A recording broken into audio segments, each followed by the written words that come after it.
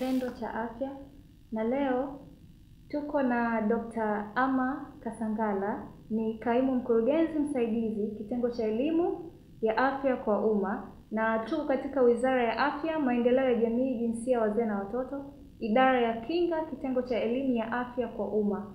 Na leo tutazungumzia kuhusiana na corona wimbi la 3. Karibu sana daktari. Asante sana.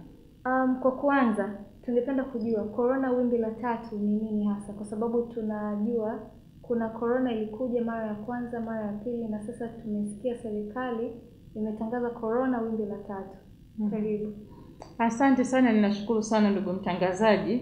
Ni kama ulivyoielezea tu kwa kifupi kwamba ilikuja mara ya kwanza, ya pili, ya 3. Lakini tunaposema mara ya kwanza, yani kwamba ule mlipuko ambapo watu wengi unawakuta wanaathirika kwa wakati mmoja kwa tatizo hilo moja. Kwa hiyo mlipuko huu ulikuja kwa awamu ya kwanza mwezi Disemba, wakati ulianzia kwenye nchi zetu za Asia huko China, na tukaona kwamba watu wengi waliathirika na ukasambaa. Ulianza katika nafikiri mji mdogo, halafu baadaye ukasambaa nchini China, lakini ukasambaa katika dunia nzima. Tukakuta kwamba nchi nyingi zikawa zimesema kwamba zina wagonjwa. Kwa hiyo hapo ndio unaposema ni mlipuko, kwa sababu ni ugonjwa ambao uliingia kwa mara moja na unaathiri watu wengi na kwa kiasi kikubwa, na unasambaa katika maeneo tofauti. Lakini baadaye tukaona kwamba lile wimbi limepungua kidogo. Idadi ya wagonjwa ikapungua. Nchi nyingi zikaanza kutoa taarifa kwamba wagonjwa wamepungua, japo wagonjwa waliendelea lakini si sana. Hapo katikati tena ugonjwa hali ikawa mbaya, namba ya wagonjwa ikaenda tena juu. Na katika hilo wimbi la kwanza sisi pia tulipata wagonjwa, na wimbi la pili tulikuwa tumepata pia wagonjwa. Kwa hiyo ni vipindi ambavyo kunakuwa na mlipuko mkubwa sana, halafu inapungua kidogo, halafu tena mlipuko mwingine unatokea. Na sasa hivi huu mlipuko wa 3 ambao pia umetokea kiasi kwamba watu wengi sasa wanatoa taarifa kwamba wana maambukizi, na wengine wamelazwa hospitali, na wengine wako majumbani wamejitenga, lakini idadi kubwa ya watu tayari wana maambukizi. Na hii pia sisi pia tumepata tatizo hilo, kama mlivyoona Mheshimiwa Rais wa Jamhuri ya Muungano wa Tanzania Mama Samia Suluhu Hassan alivyoeleza kwamba sasa ana taarifa kwamba tuna wagonjwa karibu 100 na wengine 70 wako hospitali. Kwa hiyo ni mlipuko tu unaotokea katika vipindi fulani, alafu kinatulia kidogo, kipindi kingine unakuta tena inatulia kidogo. Kwa hiyo ndio tunachoweza kusema kwamba labda tofauti nyingine ambayo naweza nikasema kwa mlipuko wa sasa hivi wa wimbi la 3, tunaambiwa kwamba ule ugonjwa unakuwa na kile kirusi kimejibadilisha tabia. Na kwa kuwa kimejibadilisha, basi kimekuja na madhara mengine tofauti. Na sasa hivi tunajua madhara yake ni makubwa zaidi kuliko yale ya kwanza. Lakini bado namna gani unaweza kuambukiza ni kwa kutumia njia ya hewa, na hivyo zile kinga au zile hatua ambazo tunapaswa tuchukue ili tuweze kujikinga bado zinabaki zile ambazo nafikiri tutaziongelea hapo baadaye. Na tukija katika dalili za ugonjwa huu, dalili zake zikoje? Je, kuna dalili zozote ambazo zimeongezeka ukiacha na ilivyokuwa kwa wimbi la kwanza, ama ni nini?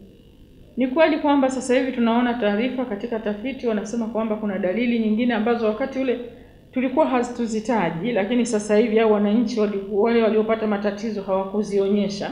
Lakini sasa hivi tunaona kuna dalili nyingine mpya ambazo zinatokea. Kwa mfano wanasema mtu anaweza kuumwa mgongo, na wakati mwingine usipate dalili yoyote, lakini ghafla ukaja kujisikia unapata shida ya kupumua.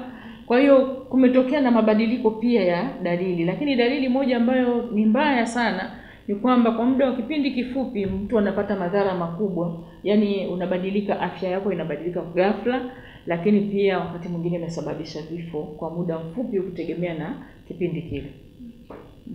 Na tumesikia kwa baadhi ya nchi wakiongelea kuhusiana na chanjo za corona. Kwa Tanzania ikoje? Tutegemee nini? Kwa Tanzania sisi kama ambavyo Mheshimiwa Samia Suluhu Hassan, Rais wa Jamhuri ya Muungano wa Tanzania, amekuwa akisema kwamba sisi sio kisiwa. Kwa hiyo kama wenzetu wanajaribu kuangalia namna ya kupambana na ugonjwa huu, na sisi ni lazima tujifunze kutoka kwa wenzetu, lakini pamoja na kwamba na sisi tunachukua jitihada humu ndani, lakini lazima pia tuone kama wenzetu hizo chanjo zinawasaidia, basi na sisi lazima tuende huko. Kwa mimi niseme tu kwamba kwanza Watanzania wategemee kwamba nchi hii imechukua hatua madhubuti kwenda kwenye chanjo. Tulikuwa na jopo la wataalamu ambao wamekaa wakifanya utafiti, lakini pia wakiangalia nchi nyingine, taarifa zile wanazotoa. Kwa hiyo pale tutakapoambiwa kwamba twende kwenye chanjo, tusiwe na wasiwasi, kwa sababu hata chanjo nyingine ambazo tunapata pia zinatoka nyingi zinatoka magharibi, lakini pia zina maudhi madogo madogo. Hakuna kitu ambacho unakula, hata chakula unaweza ukapata maudhi madogo madogo, lakini hata hizi dawa ambazo tunatumia bado zina maudhi madogo madogo, na hizi chanjo pia yawezekana zikaja na maudhi yake. Lakini tumejifunza kabla hatujaanza, alafu tutakwenda labda kwenye chanjo, lakini tukiwa kwenye chanjo tutaweka utaratibu ambao tutakuwa tunafuatilia matokeo ya zile chanjo, watu ambao wamechanja, lakini tutakuwa tumejifunza kiasi cha kutosha mpaka kuamua kwamba twende kwenye chanjo na kwenye chanjo ya aina gani, na utaratibu utawekwa namna ya kupata chanjo na makundi yale ambayo yatakuwa kwenye umuhimu wa kupata chanjo na sababu zitaelezwa. Tuje moja kwa moja, tuwashauri nini au unawashauri nini, njia zipi ambazo wananchi wanatakiwa kuzitumia ili kujikinga na gonjwa hili? Asante. Njia ambazo wanatakiwa kujikinga ambazo tumekuwa tukieleza mara kwa mara, lakini ni jukumu letu kwamba tuhakikishe tunarudia kuzielezea. Njia mojawapo ni kuhakikisha unanawa mikono mara kwa mara kwa maji tiririka na sabuni.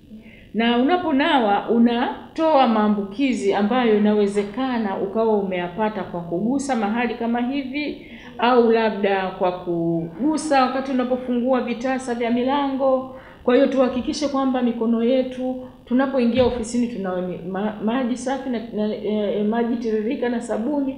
Tunapotoka ofisini tuhakikishe tunanawa, lakini kama tunakwenda kutembea katika taasisi nyingine, lakini mimi ningeshauri hata katika ngazi ya familia tuweke miundombinu ya watu kunawa, wageni wetu kunawa mikono. Na tumefanya hivi kwenye taasisi nyingi, tunawapatia vitu kama hivi.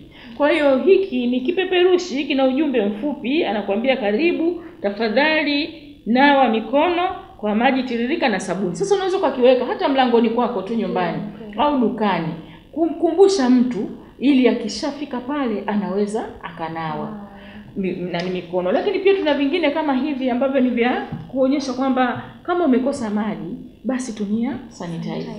Kwa hiyo sehemu zetu za ofisi tuweke hivi vitu ili watu waweze kutumia sanitizer. Lakini pia tunaendelea kusambaza hivi kupitia ofisi za waganga wakuu wa mikoa. Kwa hiyo vile vya sanitizer unaweza kaweka hapo. Wakati mwingine kibinadamu mtu anasahau. Kwa hiyo weka mahali ambapo panaonekana. Lakini pia unaweza kaweka hiyo alama tafadhali na tumia sanitizer kabla hujaingia ofisini. Lakini kama unakwenda ofisini sasa, kwenye mazingira ya ofisi au kwenye mazingira ya mikusanyiko, kwa mfano vyuo, watoto wavae barakoa kwenye shule, kwenye vyuo, kwa sababu wanakuwa kwenye mikusanyiko. Lakini kwenye masoko tujitahidi wale wenzetu ambao ndio wanaouza zile bidhaa wavae barakoa ili kuweza kuwakinga wateja wao. Lakini ili tusijikute tumekwenda kwenye tatizo kubwa la kufunga sasa, kwamba tukae nyumbani na hizi biashara tunazofanya tutashindwa kupata riziki. Kwa hiyo tujitahidi kuhakikisha kwamba hali isiende kuwa mbaya zaidi. Lakini kwenye vyombo vya usafiri tuhakikishe pia kwamba kwenye vyombo vya usafiri tunakuwa na abiria ambao wanatosha idadi ya lile basi. Mtaani tunasema level city, ambao wakati ule mlipuko wa kwanza watu tulifuata sana hizo taratibu. Na mimi ningetoa ushauri kabisa kwamba tufuate hizi taratibu. Hizi taratibu zitatukinga kwa sababu corona inazuilika na unaweza ukajikinga wewe, umkinge na mwenzako. Kwa hiyo unapoacha kuvaa barakoa kwenye mikusanyiko, unakuwa tu kama ubinafsi fulani hivi, kwa sababu kama una tatizo utampelekea mwenzako. Kwa hiyo tuache ule ubinafsi, tuwakinge wenzetu.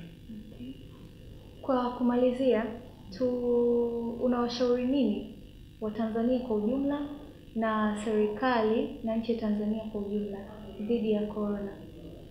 Ushauri wangu mkubwa ni kwamba tuchukue hatua, kwa sababu hili janga lipo duniani na sisi kwetu lipo tayari, lakini kikubwa kinachoweza kutusaidia sana ni kuchukua hatua ya mambo ya kinga kama haya niliyoyaeleza, kwa sababu haya yatatupunguzia mambo mengi. Sababu tusipoumwa tunakuwa tunapunguza gharama za matibabu, ambazo gharama za matibabu ya corona peke yake ni kubwa sana, ukilinganisha na kwamba tuna matatizo mengine pia ambayo tunatakiwa kuyatatua katika nchi. Tunatakiwa kujenga uchumi wetu, lakini kuna matatizo ya kiafya ambayo ni nje ya corona, tunatakiwa pia kuyatatua. Kwa hiyo tutajikuta tunapeleka nguvu kubwa ya pesa kwenye corona, halafu mahali kwingine tunaenda tunadidimia. Mpenzi mtazamaji, mwisho wa kipindi hiki ndio mwanzo wa kipindi kijacho. Ulikuwa nami mtangazaji wako Joan Mtawa. Endelea kutazama Mlimani TV.